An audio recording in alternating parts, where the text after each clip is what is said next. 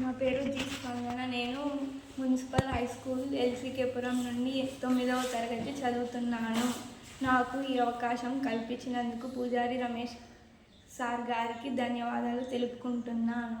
నేను సేంద్రియ ఎరువులు మరియు కోకోపిట్ ఆధారిత టెర్రస్ తోట పనితనం సారాంశం అబ్స్ట్రాక్ట్.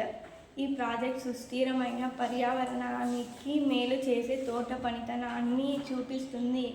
ఇందులో సేంద్రియ ఎరువులు మరియు కోకోపిట్ ఆధారిత టెర్రస్ తోట పనితనం ఉపయోగించి నేల నాణ్యతను మెరుగుపరచడం, నేల వినియోగాన్ని తగ్గించడం మరియు పంట దిగుబడి పెంచడం లక్ష్యం.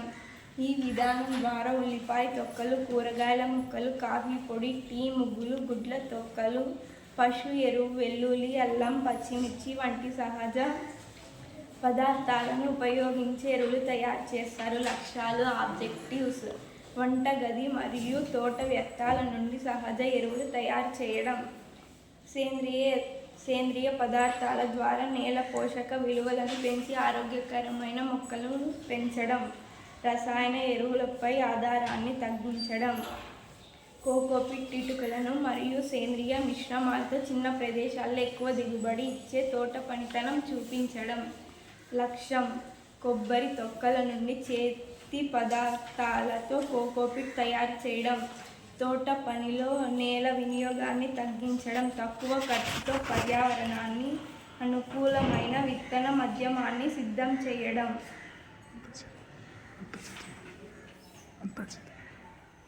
అవసరమైన వస్తువులు: మెటీరియల్స్ రిక్వైర్డ్: పొడిగి ఉన్న కొబ్బరి తొక్కలు 5 నుంచి 10 తొక్కలు 1 ఇటుకకు.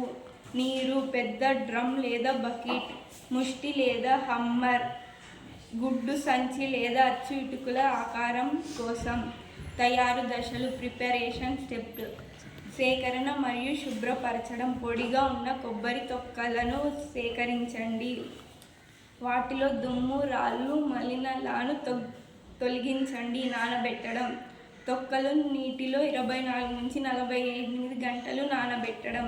దీంతో మృదువైన పిత్త భాగం సులభంగా వేరవుతుంది. కొట్టడం: తొక్కలను కర్రతో లేదా హ్యామర్తో కొత్త పిత్త భాగాన్ని వేరు చేయండి. ఐచ్ఛికంగా గ్రైండర్ ఉపయోగించి సన్నగా చేయవచ్చు. వడిసిపోవడం: పెద్ద నారల్ని పడివేసి మృదువైన పిత్త భాగాన్ని ఉంచండి. చేత్తో లేదా గుడ్డతో నీటిని పిండి తీసేయండి. ఇటుక రూపకల్పన: తడిగా ఉన్న కోకోపిట్ 10x10x5 సెంటీమీటర్ ఆకారంలో నొక్కి దృఢంగా పిండి ఇటుకగా తయారు చేయండి. చెక్క పెట్టెలు, గుడ్డు సంచులు లేదా ప్లాస్టిక్ అచ్చులు ఉపయోగించవచ్చు.